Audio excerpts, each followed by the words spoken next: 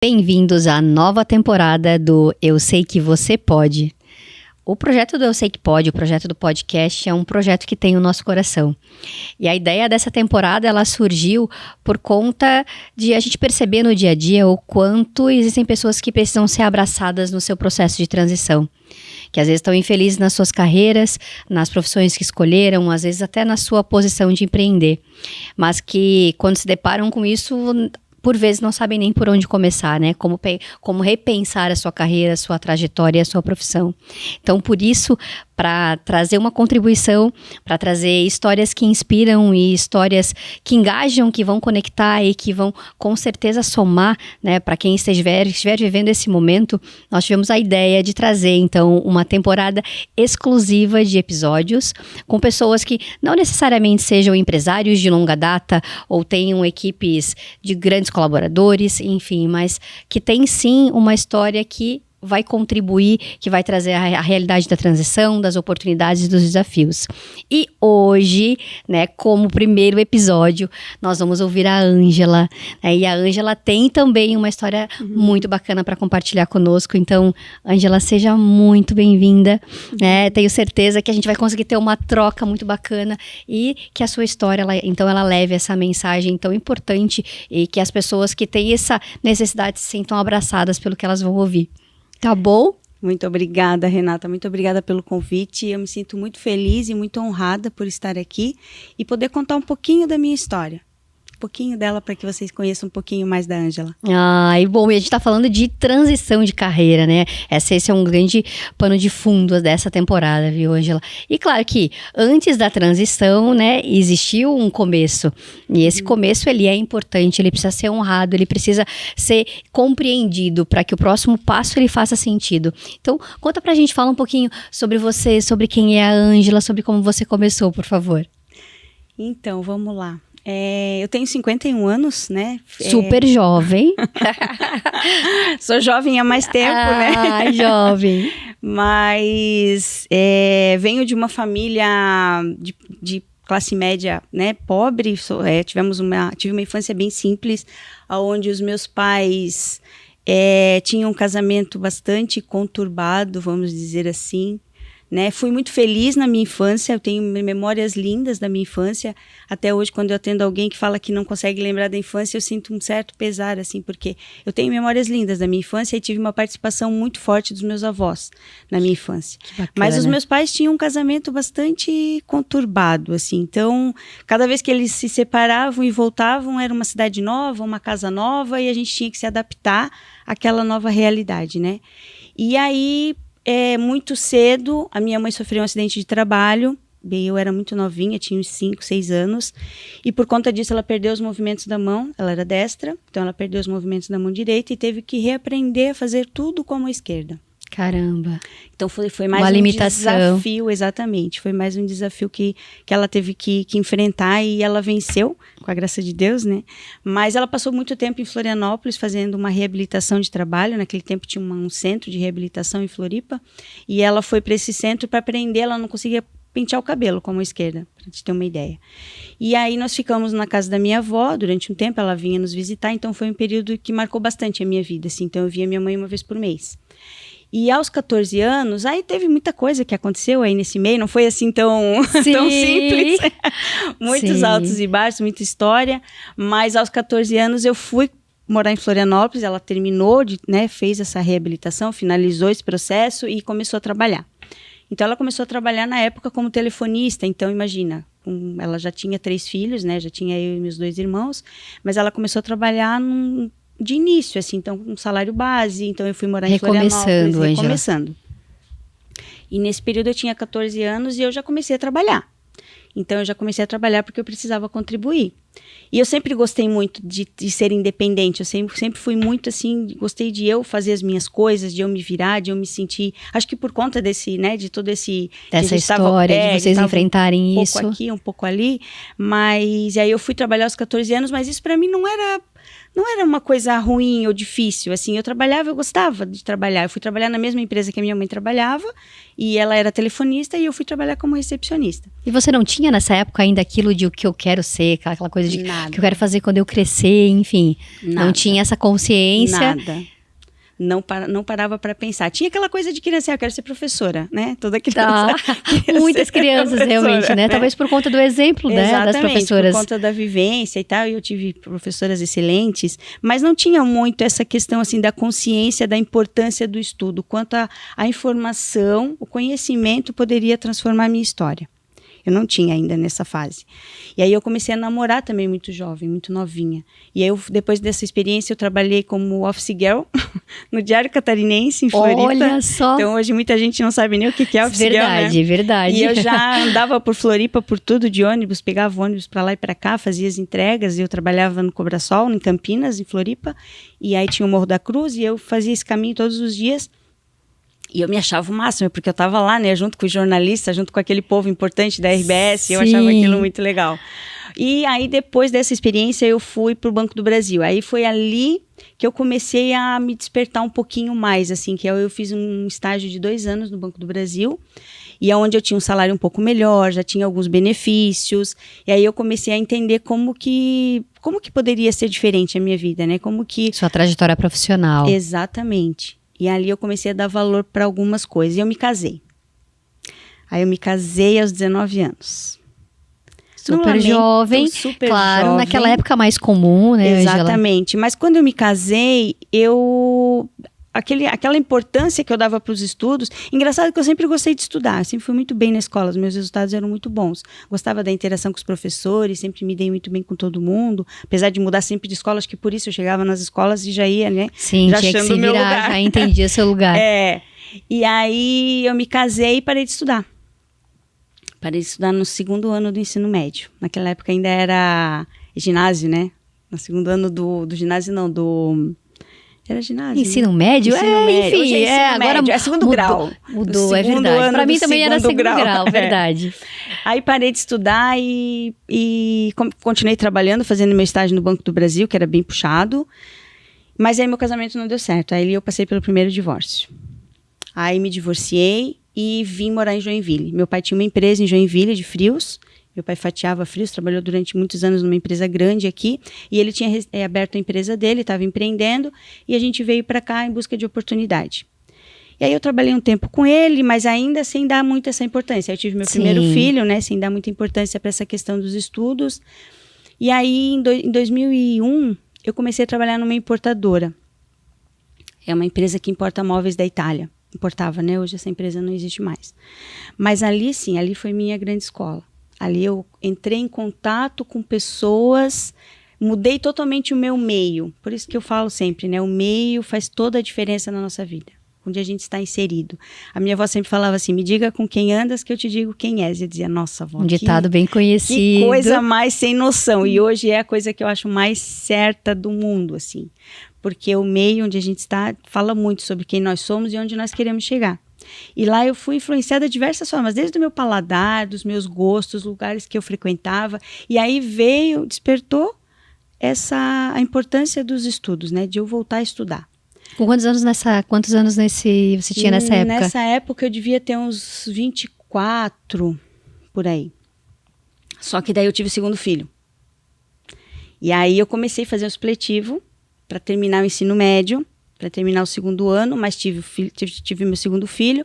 E aí, imagina, conciliar, né? Família com bebê pequeno, meu filho mais velho estava com 5 anos. Sabe o quanto é desafiador, né? Tantos papéis. Exatamente, muito desafiador. E aí eu parei de novo, terminei o 2º ano e dei mais uma pausa, né, no meu supletivo. Que já era uma coisa bem light, assim, porque eu tinha aula, acho que 2 vezes por semana, e ia para Curitiba, na época, fazer as provas para finalizar cada módulo, né? E aí dei mais uma pausa e depois voltei para o supletivo e terminei o meu ensino médio. Peguei meu certificado, feliz da vida, uma etapa vencida, né? Ali eu já sabia da importância dos estudos e ali começou a me incomodar o fato de eu não ter uma graduação. Porque eu trabalhava nessa empresa, então eu estava envolvida com muitas pessoas. Eu trabalhava no B2B, né, que na época era atacado, não tinha ainda esse termo B2B, né? Mas eu atendia lojas e empresas no Brasil todo, viajava bastante. Foi minha primeira experiência de viajar de avião nessa empresa. Descobertas, coisas que não faziam parte da tua rotina. Eu nem me nem via, do teu mundo. pra ser bem sincera, nesse mundo. Nem me via nesse mundo. Eu achava que a vida era aquilo ali que eu tinha, né? E aí começou a despertar muita coisa, assim. Então, quando eu peguei meu certificado de ensino médio, que eu sabia que era a partir dali, que aquilo ali era meu ponto de partida. Sem meu ensino médio eu não ia conseguir nada, né? E aí veio o desafio de entrar para a graduação. Aí não ter uma graduação começou a me incomodar. Aquela aí eu sentia inquietude. vergonha, exatamente. Eu estava com as pessoas em reunião, atendendo lojistas.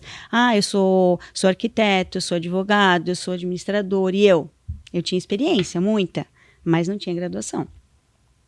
E eu não me sentia diminuída por isso, mas era uma coisa minha, era um desejo meu, né, de fazer uma faculdade. Se tornou um objetivo, Se tornou Ângela. um objetivo, exatamente. E aí eu comecei a tentar encaixar uma faculdade na minha rotina. Ainda não tínhamos o EAD como tem hoje, assim, de uma forma tão acessível, né? Mas, enfim, aí eu passei pelo segundo divórcio. Caramba. Com 2 filhos daí. O meu mais velho estava com 7, 8 anos, o mais novo com 4. E aí passei pelo segundo divórcio, trabalhando ainda nessa empresa. E aí meu pai faleceu também. Aí eu saí dessa empresa um tempo e fui trabalhar na empresa do meu pai, para ajudar minha madrasta e as minhas irmãs um tempo. Fiquei 1 ano lá e voltei para essa empresa. Não deu muito certo, e aí eu voltei para essa empresa.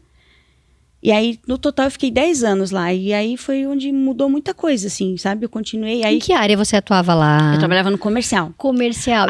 E essa veia, então, ela Sempre. se acendeu você... Exatamente. Desde que eu saí da Office Girl do Diário Catarinense, eu sempre fui pro comercial, porque o comercial me dava uma possibilidade de ganho melhor, porque eu tinha um fixo e uma variável, né? Como eu não tinha formação, então o comercial... Entendi o teu gatilho, então naquele momento era a remuneração. Exatamente. Eu precisava de um ganho maior, então o comercial era o que me possibilitava. E eu amava, sabe? Trabalhar nessa empresa que eu trabalhei foi aonde me despertou a paixão pela psicologia. Por quê? Porque eu nunca me liguei muito naquela questão das metas, eu nunca tinha muito aquele medo de não bater a meta, ou aquela pressão. Aquela ânsia, aquela angústia. Meu maior desejo, a minha maior satisfação era manter os relacionamentos que eu tinha com os meus clientes. Estreitar os vínculos, saber que eles confiavam em mim, que eles confiavam no meu trabalho. Tanto que quando eu saí da empresa que eu voltei, entraram outras pessoas. Então, outras pessoas assumiram os clientes que eu atendi, os representantes que eu atendi. E aquilo me doeu tanto, menina. Sempre que você gerou um apego, então um vínculo emocional. Foi muito difícil desapegar. Mas, enfim, superei isso também. Foi um período também maravilhoso. E aí eu conheci o meu marido, que é meu marido atualmente, né?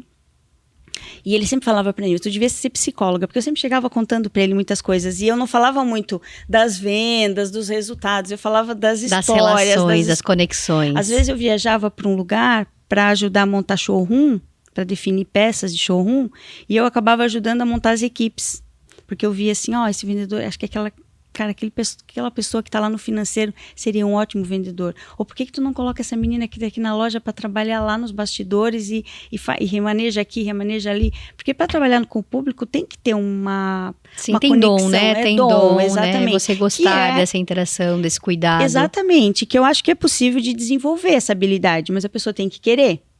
E às vezes as pessoas iam trabalhar em setores porque precisavam, né, do trabalho, mas não estavam conectados diretamente com aquela função. E aí quando eu percebia alguns talentos, assim, fazia alguns remanejamentos e dava super certo. E eu voltava feliz da vida, né, com aquele resultado. E aí conheci meu marido, meu atual marido, e ele que era falava, um impulsionador para você buscar psicologia? Exatamente, ele sempre me falava que eu deveria ser psicóloga, porque eu tinha sempre uma escuta, né, um ouvido muito, muito disponível para ouvir, estava sempre envolvida, eu preciso conversar com a fulana, vou tomar um café com a ciclana, porque a ciclana está passando por isso, está passando por aquilo, e eu acabava sempre sendo uma rede de apoio para as pessoas, para os meus amigos, para a minha família, mas eu não me via como psicóloga clínica, não sei por quê. Eu acho que eu achava monótono, eu estava muito no corporativo, né, no organizacional, que é tudo muito mais dinâmico. A minha vida Sim, eu saí de imaginar a energia de um comercial, né, para isso, para desenvolver essa escutativa, que a psicologia clínica, ela demanda muito, né, essa característica. Muito. Muito. E aí eu não me via como psicóloga clínica, eu dizia, não, eu acho que eu vou fazer marketing, eu pensava. Eu vou fazer. É marketing comercial, as áreas andam juntas, enfim. Vou fazer administração, vou fazer alguma coisa voltada para gestão, mas eu queria ter um certificado, eu queria ter um curso superior. Talvez eu me via trabalhando ainda no comercial, mas desde que eu tivesse uma formação. Era um sonho meu. E aí, um dia, eu tive meu terceiro filho, em 2010. Aí agora minha formação vai ter que esperar mais um pouco, né? Porque com o bebê pequeno, enfim. Eu estava inclusive começando a empreender. Eu e uma colega que trabalhamos nessa empresa, nessa importadora, abrimos uma representação. Ficamos um mês inteiro viajando o Brasil inteiro, visitando o cliente, fazendo, né? Que era uma área que você tinha familiaridade. Que era uma área que eu dominava, exatamente. Inclusive os fornecedores, a gente conhecia, então a gente era muito bem recebida nas lojas. E quando eu voltei dessa nossa turnê, vamos dizer assim, eu engravidei. Aí foi um choque, assim. Mas foi a melhor coisa que aconteceu na minha vida. Porque como eu vinha de um casamento, né, já com 2 filhos, e meu marido tem um filho também, que na época era adolescente, o nosso filho, hoje, o Arthur, ele é o elo entre os irmãos, né? E eu falo, cada irmão tem uma importância muito grande na vida dele, assim, eles se dão bem. De formas diferentes, mas então o Arthur, ele foi esse elo. Hoje ele tá com 14 anos, é meu parceiro, assim, a gente se dá muito bem, é muito gostoso, mas hoje eu consigo entender, né, os propósitos. Que nada é por acaso. Que nada é por acaso, que tudo tinha um propósito, né, que Deus tinha colocado a mão ali em tudo. E quando o Arthur tava em 2019, por aí, o Arthur já tava com quase 10 anos, aí começou a me dar aquela angústia. Daí eu tava mudando de trabalho em trabalho. Sabe quando tu começa assim a ficar? Aquele profissional, às vezes o pessoal brinca, o profissional pipoca, enfim, você vai aqui, vai lá. Numa empresa, não se encontra. 1 ano e meio, 2 anos, não é isso, aí já não me conectava mais. Trabalhei numa empresa com uma designer daqui de Joinville, que hoje ela não está mais aqui, maravilhosa, que também trabalhei B2B, que foi uma experiência incrível. Ela também colocou muito no meu desejo, assim, essa questão da psicologia, porque a gente viajava juntas, então a gente conversava muito, e ela falava, nossa, Ângela, como é bom conversar contigo, como me renova. A importância, às vezes, do olhar externo, a contribuição de um bom olhar externo, né? Que às vezes acende as luzes, também reforça algo que talvez vocês não estejam identificando em você. Exatamente, por isso a importância do meio, né? Por isso a importância do meio, você estar conectado com pessoas que te veem, que te valorizam, que te impulsionam e que você se conecta a propósito, conecta a valores e aí as coisas vão fluindo, né? Legal. E hoje ela já nem faz mais, a gente é amiga, né? Eu tenho paixão por ela, admiro muito o trabalho dela, mas hoje a gente já nem tem mais tanta convivência e proximidade. Mas ela foi determinante naquele momento da tua vida. Total, assim. E eu sei que eu fui importante para ela também, então hoje quando a gente se fala assim, é sempre muito gostoso, sem cobrança, mas sempre um carinho muito grande, assim, né? E aí um dia eu tava indo na casa de uma amiga, isso lá em 2019, eu tava trabalhando, tinha acabado de me desligar de uma corretora de seguros, onde eu não consegui me performar, não consegui ter um bom desempenho, que me deixava muito chateada, porque eu não conseguia entender por quê. O meu gestor era maravilhoso, fez de tudo para que eu conseguisse me encontrar naquela área, mas não aconteceu. Aí um dia eu estava indo na casa dessa amiga, que inclusive ela trabalhou comigo nessa importadora, e ela me impulsionou muito também. Ela foi uma das principais, assim, responsáveis por me mostrar a importância do conhecimento. Ela fez uma faculdade, depois ela fez especialização e ela dizia, amiga, vai estudar, tu é muito inteligente, tu é muito bom no que tu faz, vai estudar, vai se profissionalizar. E aí eu buscando aquilo. Aí um dia eu estava indo na casa dela e veio uma chamada na rádio, nem lembro que rádio, era da Católica, que tinha a possibilidade de bolsas de estudo. Aí foi o seu chamado? Eu disse, cara, se não for agora, não é mais nunca mais. Vai ser agora. A decisão, o seu sim. Sozinha, sem conversar com ninguém, eu e Deus, né? O lugar que eu mais converso com Deus é dentro do carro quando eu dirijo. Quando eu tô sozinha dentro do carro, eu e ele, a gente troca muita ideia. É importante, é ter o ponto de conexão, tá tudo certo. E aí eu lembro que eu parei o carro, tem aquele Angelone ali, eu parei o carro, peguei meu celular e fui pesquisar. Aí pesquisei, olhei os cursos que tinha, psicologia, disse, é esse.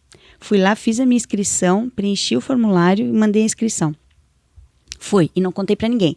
Fui na casa dela, a gente conversou, tudo. Quando eu voltei, eu mandei uma mensagem pra Católica e perguntando como é que era, né? Aí ele disse, você vai ser chamada agora para fazer uma prova, um teste seletivo.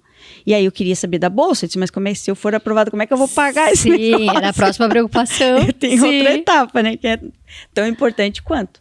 Aí ela assim, não, fica tranquila, tu faz a prova, se você passar, você começa a fazer, e aí que você entra com o pedido de bolsa.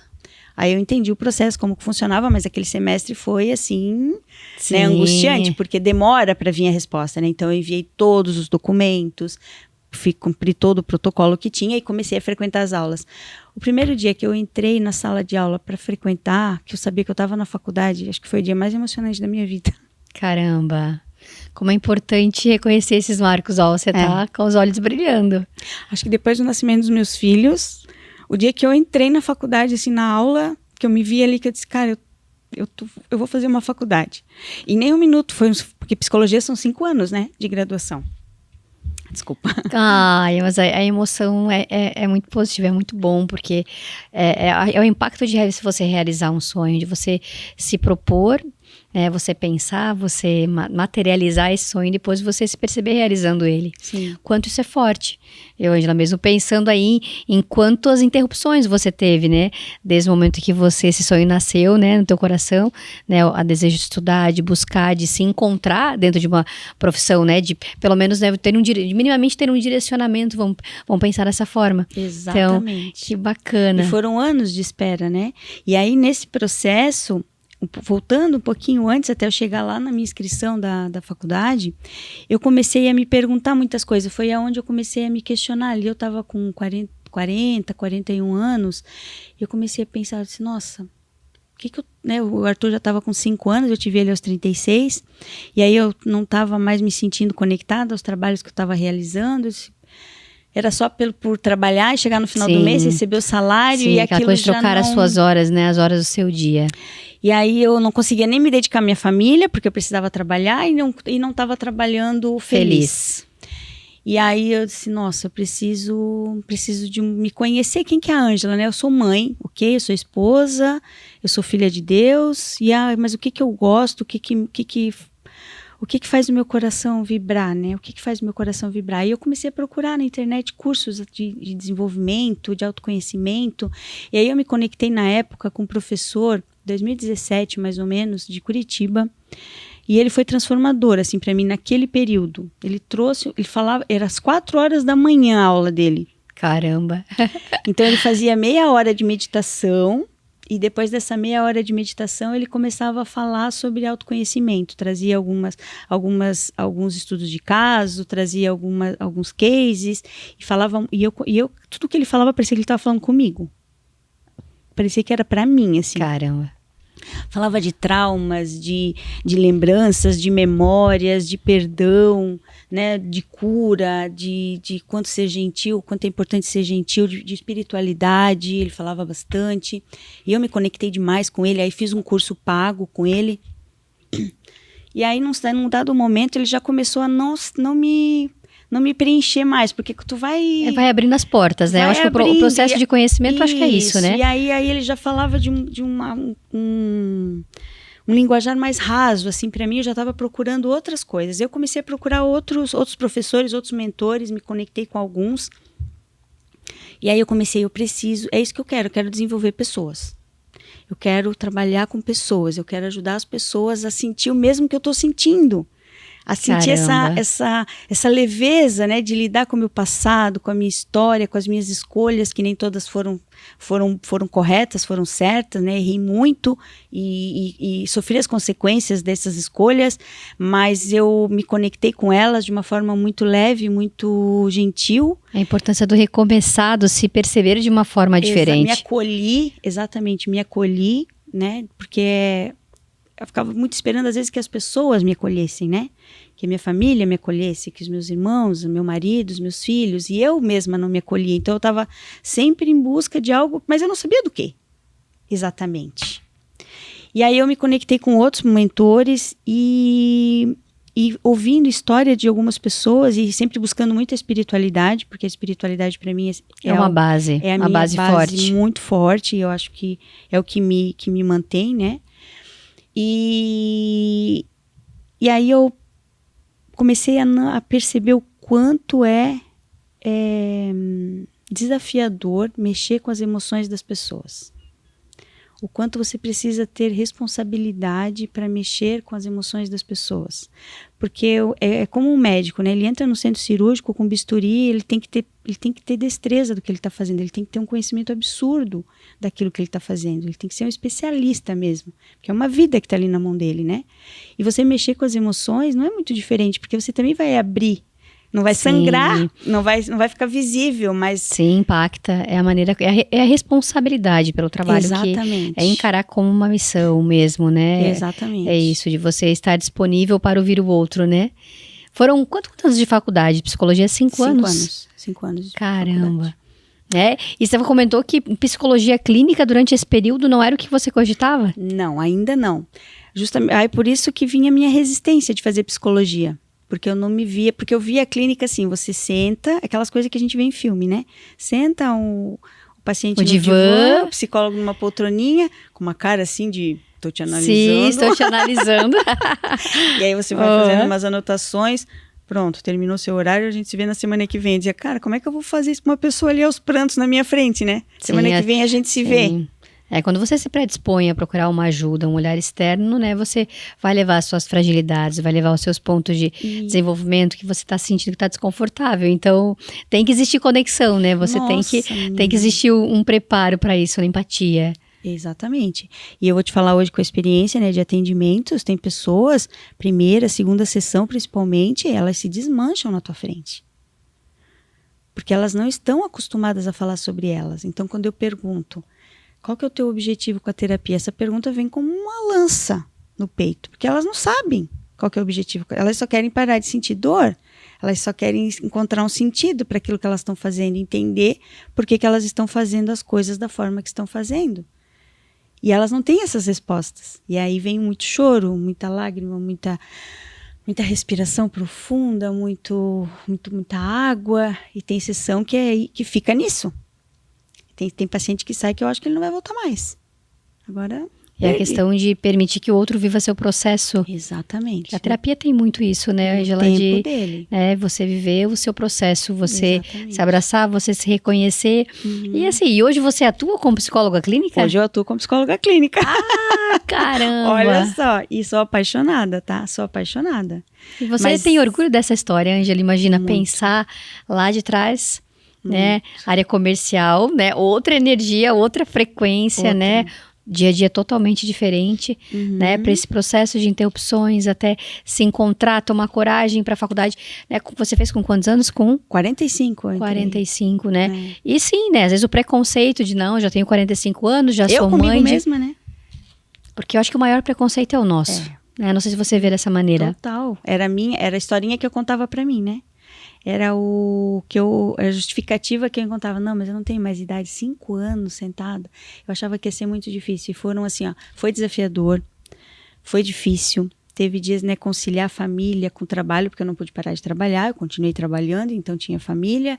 Tinha minha família. Viveu esse processo de transição. Todo, trabalhando durante o dia, indo para a faculdade à noite. Daí trabalho. A psicologia te exige muita leitura.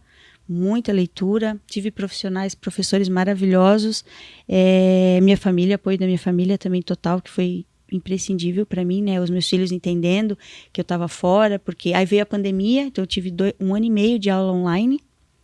Nossa, e daí entender o online dentro desse processo todo. Exatamente, aí a instituição se adaptou muito rápido ao online, os professores, né?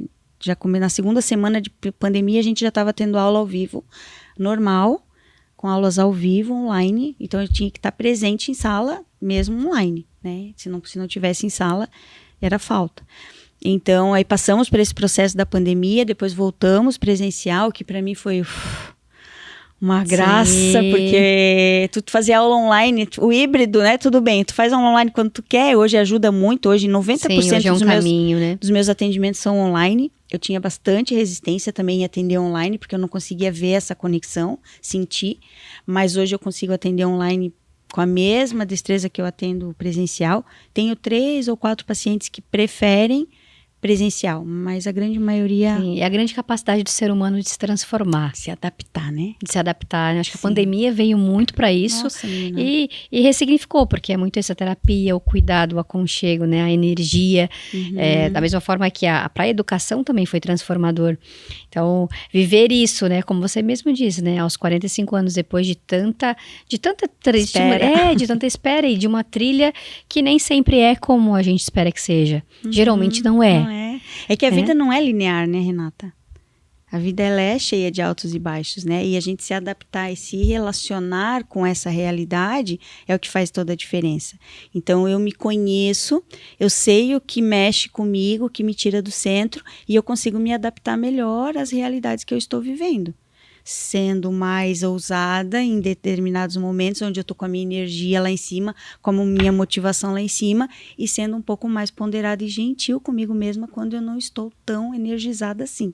Caramba. Né? Isso faz toda a diferença. É uma forma muito bonita de olhar pra gente. Exatamente. Às vezes é autocobrança, né? Quando a gente olha a nossa integridade e pensa nos vários papéis que a gente vive, né? Ao longo da vida e se cobra por cada um deles, né? No nível de entrega e a gente acaba se esquecendo que tem um ser humano que precisa ser olhado, que precisa ser cuidado também dentro disso tudo. E você hoje é uma psicóloga apaixonada, conta pra gente. Apaixonada com todas as letras. E nenhum dia, uma coisa que eu tenho muito orgulho, assim, eu nenhuma vez, nesses 5 anos de graduação, eu me perguntei o que eu tô fazendo aqui. Caramba. Por que que eu fui inventar isso? Até eu brinco, tem uma cunhada que faz uma piada que eu dizia, tem faculdade. Ela, menina, tu já sabe ler e escrever, por que tu foi inventar isso agora? Pra quê? E a gente dá risada com isso, mas em nenhum momento, assim, foi doído, tive, né, abri mão de muita coisa, de eventos com a família, né, final de semana com a família, viagens, mas eu tava ali, vivi o processo e fui até o final. E o dia da minha formatura foi assim... Acho que foi eu brincava sempre na turma, né? Eu quero festa de formatura, porque eu vou entrar 5 vezes. Eu vou celebrar com muita vontade. Eu vou entrar, vou sair, vou entrar de novo, até eu me sentir, pronto, o grito de guerra foi dado. Conquistei. E hoje a gente ficou trocando um pouco antes, né? Hoje você traz muito a temática da ciência da felicidade, né? Para a tua vida, para os teus atendimentos. Como é que isso chegou para você, né? Como é que você leva isso hoje para as pessoas do teu círculo? Então, na faculdade a gente tem uma pincelada, né, de cada abordagem, assim. Então os professores trazem alguns psicólogos, né, muita ciência e alguma pincelada de várias abordagens. E eu, para ser bem sincera, muitas delas, isso é a minha opinião e a forma com que eu me relacionei com tudo, todo conhecimento é válido e todos eles fazem parte. Eu não gosto de ficar engessada em uma abordagem só, tem sessão que eu percebo que eu transito entre várias abordagens. Porque a minha prioridade é fazer com que você se sinta acolhida e você se sinta vista, né? Na tua individualidade, na tua integralidade.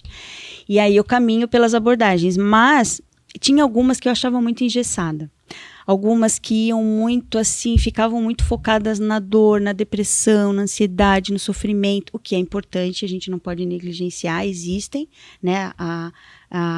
As patologias, elas são reais, não é invenção, não é mimimi, não é frescura, mas eu sempre preferi focar, ok, eu tô com depressão, eu tenho limitações, a depressão ela me impõe algumas limitações, mas o que eu vou fazer com isso? Como que eu vou fazer para vencer essas limitações e poder ter uma vida de melhor bem-estar possível, apesar e com a depressão? E não deixar que a depressão tome conta de mim, porque a depressão não me define. Né? Eu tenho uma depressão, mas eu tenho todo um outro corpo saudável. Várias partes do meu corpo, da minha mente que estão saudáveis. Então eu preciso explorar isso ao máximo. E aí, eu me conectei com uma psicóloga de Chapecó, que ela faz um projeto maravilhoso de psicologia organizacional. Ela tem uma plataforma, inclusive, e eu fiz uma parceria com ela, e aonde foi eu me encontrei na organizacional. Porque como eu não me via na clínica, e eu não sabia que existia psicologia organizacional, eu ficava tentando entender como é que eu vou trabalhar a psicologia dentro das empresas, porque eu queria me ver dentro das empresas. Sim. E aí eu conheci essa E psicóloga. as empresas também precisam de terapia. Nossa, menina, como? A gente ouviu isso no podcast, num episódio passado, e é muito verdade. É muito verdade, e eu faço um trabalho também muito legal dentro das empresas também com as lideranças e de acolhimento, rodas de conversa, que é um trabalho que eu amo. Mas enfim, e aí pronto, é organizacional que eu vou. E eu fiz até uma parceria com ela mesmo antes de me formar, no comercial, apresentando a empresa dela para algumas empresas aqui em Joinville, levando a metodologia dela, que é maravilhosa, para fazer pesquisa de clima, para melhorar a qualidade, né, de vida dos funcionários. E aí onde pesquisando sobre isso, eu fui conhecer a ciência da felicidade. Que é uma ciência, é um estudo, porque durante muito tempo a psicologia falou sobre depressão e angústia e estudou sobre isso. Então, se você puxar lá, se você der um Google, né, você vai vir milhões e milhões de artigos falando sobre depressão, ansiedade, mas pouco se fala sobre a felicidade. E a felicidade também tem causa, assim como a depressão. Só que os estudos sobre a felicidade são recentes, né, porque... É uma outra ótica, é um outro ponto olhar, de vista. Exatamente. E a felicidade é muito intencional. Por isso que o meio, volto, né? Onde você está. Os lugares que você escolhe. E os lugares que eu falo, às vezes, é os lugares dentro de você mesmo. Os pensamentos que você escolhe ficar. As músicas que você escolhe ouvir. Os programas que você escolhe assistir. Tudo isso diz muito sobre que qualidade de vida, que estilo de vida você quer ter. A riqueza dos detalhes. A riqueza dos detalhes, exatamente. Isso exige autoconhecimento. Para eu fazer essas escolhas de uma forma muito intencional e consciente, exige que eu me conheça, para que faça sentido para mim. Então, saúde mental é você estar no controle da tua mente. E durante muito tempo nós aprendemos que a mente nos controla, né? Que a mente é o centro de tudo. E ela é realmente, mas o nosso cérebro é um órgão fantástico e muito completo, e ele é ensinável. Nós aprendemos a fazer tudo o que nós quisermos fazer. As habilidades, né? Desenvolver habilidades. Então, diante desse conhecimento e dessa perspectiva, que foi a disciplina que eu tive lá no final da graduação, olha só como Deus é maravilhoso, né? Ele me colocou todo o conhecimento para lá no final te trazer o insight. E aí a professora falava lá na frente e dizia, cara, mas é isso que eu acredito, é nisso. Aí ela veio falar sobre gratidão, sobre amor, sobre perdão, sobre gentileza, sobre felicidade, sobre acolhimento, sobre todo esse papo humanizado que a gente estava tendo aqui um pouco antes de começar o podcast, que é exatamente sobre isso. Que é o que faz a diferença. Que é o que faz a diferença. E aí eu fiz o meu estágio dentro da Companhia Águas de Joinville, e me conectei lá com 2 psicólogas que também maravilhosas, com acolhimento lindo. E aí comecei a fazer o acolhimento dos colaboradores lá dentro, de pessoas que estavam, né, com problema com afastamento e tal. E aí foi onde eu comecei a viver a clínica na prática. E aí começou a vir alguns pacientes para mim de indicação. Ah, eu sei que tu não está atendendo, porque eu me formei, né, final de 2023, terminei a graduação. Ficou só uma disciplina ali pendente, mas eu estava fazendo. E aí começou a vir alguns pacientes, mas eu montando mentoria, montando treinamento, dando treinamento nas empresas, fazendo todo o que eu queria fazer como organizacional. Trazendo tom para sua profissão, para a profissão que você escolheu. Dando corpo, exatamente, para a profissão que você escolheu. Psicologia organizacional. E aí comecei a atender, e aí tudo começo, o que aparecer de oportunidade, tu pega, porque tu ganhar precisa... experiência, ganhar bagagem. Exatamente. Faz parte do processo. Exatamente. A gente precisa entender que isso faz parte também. E foi maravilhoso, foi maravilhoso. As empresas por onde eu passei, foi uma experiência, assim, incrível, de você ouvir o feedback das lideranças, né, de como mudou a forma com que eles se relacionam, e às vezes, a comunicação, né, como é importante a comunicação, o estilo de comunicação para cada pessoa, para cada Tratar situação. a singularidade. Exatamente. E sempre de uma forma muito gentil e amorosa, né, amorosidade nas palavras. Faz toda a diferença. Não é o que você fala, mas como você fala, por vezes. Eu sempre falo isso. Então, ó, não é o que você fala, é como você fala. Você pode falar a mesma coisa de N maneiras. E vai impactar de uma forma diferente, né? Porque cada um tem uma terrinha lá que tá adubada, né? Outras não. A terrinha ainda não tá bem fértil, né? E daí você como é que tá o terreno que tá recebendo aquela mensagem? Cuidado, exatamente. E aí eu comecei a atender esses pacientes que vieram da clínica. Você comentou de um projeto lindo que você participa também, né? Com famílias de crianças autistas. Exatamente.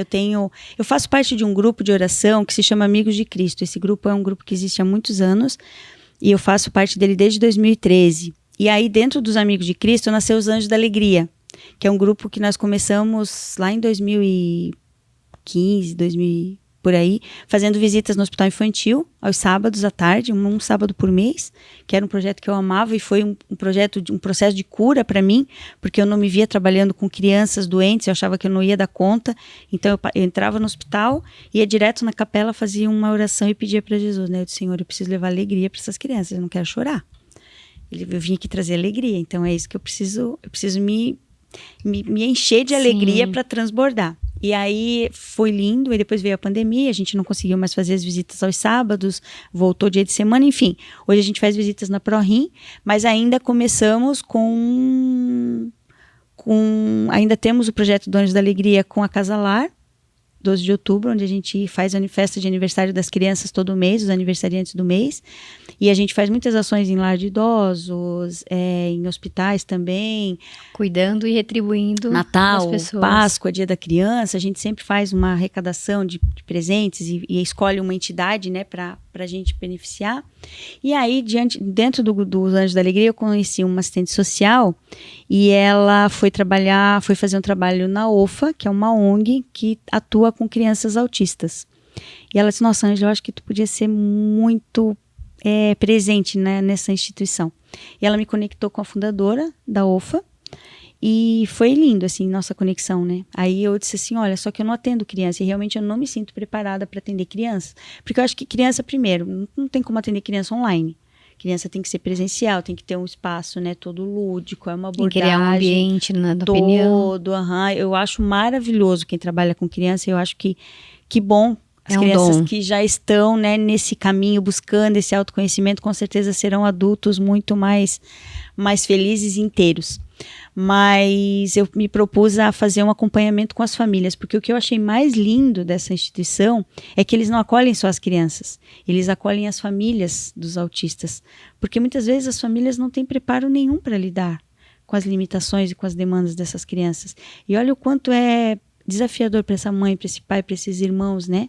Conviver com essa criança, amar, mesmo muitas vezes perdendo a paciência, né? Tendo que abrir mão de coisas, tendo que abrir mão de projetos, de sonhos em prol do bem-estar dessa criança que está ali, né? Que faz parte dessa família. Então essas pessoas, elas precisam ser acolhidas, precisam ser cuidadas, né? Isso eu ouço muito da Ana Cláudia Quintana, que ela fala, quem cuida precisa ser cuidado. E isso eu acho que é uma grande verdade, porque eu não consigo cuidar de alguém se eu não estiver inteira, né? Eu preciso estar inteira, eu preciso estar total ali, bem comigo mesma para conseguir cuidar bem do outro. Sim, até me emociona porque nós temos na família, né? Tenho 2 sobrinhos, né? E eu enxergo muito isso que você fala, né? É a família, é o cuidado, né? O olhar para esses pais, para essa família, para que a gente possa dar o melhor. E entender como uma bênção que Deus está trazendo para nossa vida também isso. Uhum. Nossa, então é muito forte. Então, fiz questão de trazer esse ponto assim para nossa conversa, porque é uma realidade que muitas famílias vivem. Mas é muito a realidade que, né, às vezes a TV não mostra, a rede social não mostra, é o dia a dia, realmente é o dia a dia de quem convive. Exatamente. Então, muito lindo, viu, Ângela? Com certeza. E eu vejo assim que agora convivendo mais, e eu também não me via, olha só como Deus costura as coisas, né? E coloca a gente em lugares que a gente não imagina, e é muito mais... Os sonhos de Deus para nossa vida são muito melhores e maiores que os nossos. Eu nunca me vi trabalhando com autista. Eu não me sentia preparada. Por isso que eu falo hoje sempre, quando eu vou conversar com as mães e tal, se nós, como sociedade, como família, nós precisamos muito mais de ajuda do que os autistas. Porque a gente não sabe lidar com eles. A gente não sabe como abordar. E às vezes, por não saber, a gente se afasta. A gente deixa de perguntar. Eu lembro que eu tive uma vez uma palestra de uma diretora da PAI e ela era apaixonada pelo trabalho dela. E ela disse que e pode ver, o síndrome de Down, geralmente eles têm um apelido. Eles gostam muito, né, dessa coisa do apelido, porque eles são muito carinhosos, eles são muito, diferente do autista, que é um pouco mais retraído, o síndrome de Down, ele gosta muito do abraço, de estar junto, ele é mais... E aí eles têm muito apelido. Eu falei, mas como é que a gente sabe, né, como é que eles gostam de ser chamados? Daí ela assim, pergunta. Melhor maneira de você saber como o outro quer ser tratado, valorize, pergunta, enxergue. Renata, como que você gosta de ser chamada? Como é que você gosta que eu me sente aqui do teu lado? Você prefere que eu me sente à tua frente? Entende? É assim que a gente Isso não chega. é sobre só... O autismo é muito maior do que isso, né? É muito maior do que isso. É sobre o ser humano, é sobre a singularidade, né? Exatamente. É sobre enxergar o outro. Exatamente. Só que eu só consigo enxergar o outro quando eu me enxergo. Eu falo muito isso para os meus pacientes. Quando você descobrir quem é você e você conseguir ser generoso, generosa, né? Com o teu lado sombra, porque todos nós temos. O bem e o mal habitam em nós, né? Felizmente ou infelizmente. Mas eu acho que é só porque o mal habita em nós que a gente consegue identificar tão bem o bem. Né? Por isso que eu falo da tristeza, a emoção, né? A tristeza. A tristeza, ela é muito importante para a nossa constituição como indivíduo e para a gente perceber os momentos de alegria. Porque se fosse só momentos de alegria, eu ia ser apática à alegria, né? Caramba. Mas a tristeza, ela me coloca no avesso. Ângela, você está ouvindo essa mulher? Você está ouvindo a história dessa mulher? É muito forte isso, né? Caramba!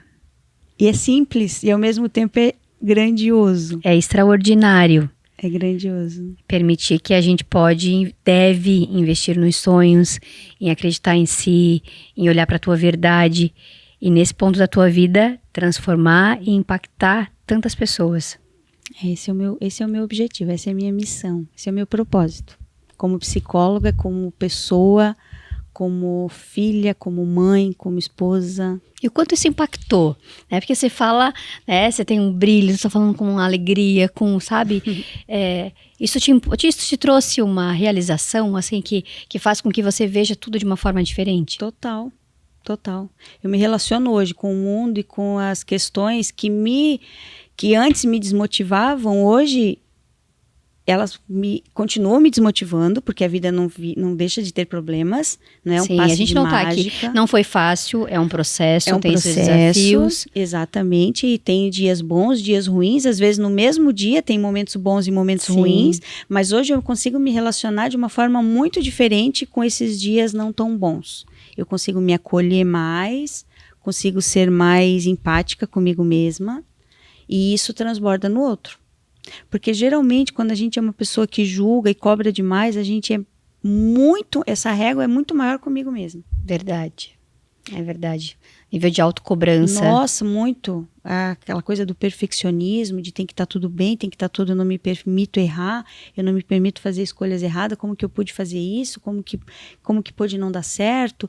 E quando eu me torno uma pessoa mais gentil comigo mesma, isso transborda no outro. E eu passo a ser mais empática com o outro também. Que bacana.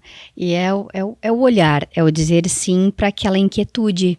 É porque teve o teu momento de sim dentro desse processo. Total. Né? Você poderia ter passado, ter se encontrado ou ter, eu vou um conformismo, né? De seguir na carreira comercial, seguir às vezes um tempo aqui, um tempo lá, e sem julgamentos, porque é preciso coragem, é preciso um nível de autoconhecimento, né? É preciso que você busque as oportunidades, mas acho que a grande sacada, né, o bacana disso tudo é que quando a gente pode se reinventar, se permitir, independente da idade, independente da fase da vida, né, de ter 3 filhos, né, as suas vivências, né, de casamento, enfim, porque tudo agrega. Né, e quando você olha pra frente, não significa que você precisa apagar o que você viveu lá atrás. Não. Bem pelo contrário. Contrário. Exatamente, eu sou resultado, a Ângela que está aqui hoje na tua frente é resultado de todas essas histórias, as boas e as ruins, né? Isso me tornou mais resiliente, trouxe as experiências de vida que eu tenho, então hoje eu uso essas experiências como base para olhar para frente, mas sabendo que absolutamente nada que eu faça hoje vai mudar a minha história, é minha história, ponto. Então eu precisei fazer as pazes com ela, precisei me conectar com algumas pessoas, fazer as pazes com os meus pais, olhar para eles com amor, com gratidão, com doçura, com perdão. Né? Meu pai faleceu em 2004, muito jovem, com 52 anos, E a gente estava numa fase muito boa, assim, eu e ele. E eu sou muito grata por isso, sabe? Meu pai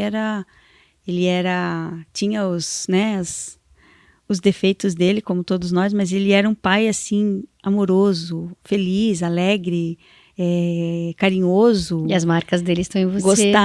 Ele gostava de unir a família, de estar sempre todo mundo em volta dele, sabe? E assim como a minha mãe também, eu tenho muito da minha mãe, né? Aquela coisa da resiliência, guerreira, brava, como diz os meus filhos. Mas e quem herda não rouba, né? Então, tá dizem que a fruta não cai tão longe do pé por vezes. Exatamente. E eu tive que ressignificar esses olhares assim que eu tinha com ele, sabe? Para sair do papel de vítima e assumir as rédeas da minha vida. E saber que eu tô onde eu tô, tudo que eu vivi foi escolhas minhas. Tanto as boas como as ruins. Que legal, Ângela. Então, e hoje você, né, presta esse serviço, né? Então, como você comentou, e você atende como psicólogo organizacional, né, no ambiente clínico, enfim, conta pra gente um pouquinho sobre como é que a gente pode te achar aí nesse mundão. Hoje eu tô mais focada na clínica, atendendo mais na clínica, né, atendendo os pacientes online e presencial, mas eu também gosto muito de dar palestras nas empresas, falar sobre felicidade, falar sobre segurança psicológica, sobre a importância, né, do olhar para a saúde mental.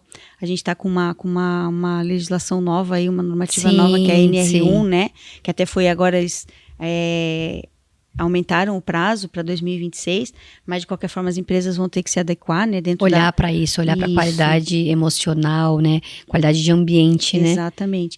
E as empresas por onde eu passei, a gente já vinha fazendo exatamente esse trabalho, sabe, de implantar esse conhecimento, essa cultura da comunicação. Porque é uma empresa onde há comunicação, onde as pessoas têm liberdade de fala, sem medo de retaliação, é uma empresa que oferece segurança psicológica. Né? Nossa, muito forte isso. Exatamente. E aí a cultura de feedback, a cultura de elogio, né? A cultura de combinados, né? Exatamente. A qualidade de um combinado, né? Deixar de lado o ambiente corporativo precisa muito disso. Demais. Deixar de lado um pouco aquela cultura de que a empresa é tua família. Não, a tua família é tua família, a tua empresa é tua empresa, só que as duas coisas precisam andar juntas. Então aquela história também, o problema de casa fica em casa, o problema da empresa fica na empresa, isso não existe. Nós somos integrais, acredito nisso. Nós somos inteiros, então vai tudo junto. O que eu preciso? Regular, porque eu não controlo a emoção, eu regulo a emoção. É diferente. E para eu regular a emoção, eu preciso me conhecer.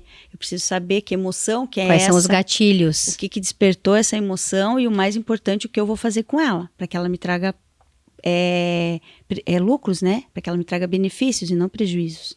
Então, dentro das empresas, isso é muito forte. E é muito importante também ter essa consciência, né? De que se a pessoa não está bem no casamento, por exemplo, ela não vai ter a mesma entrega.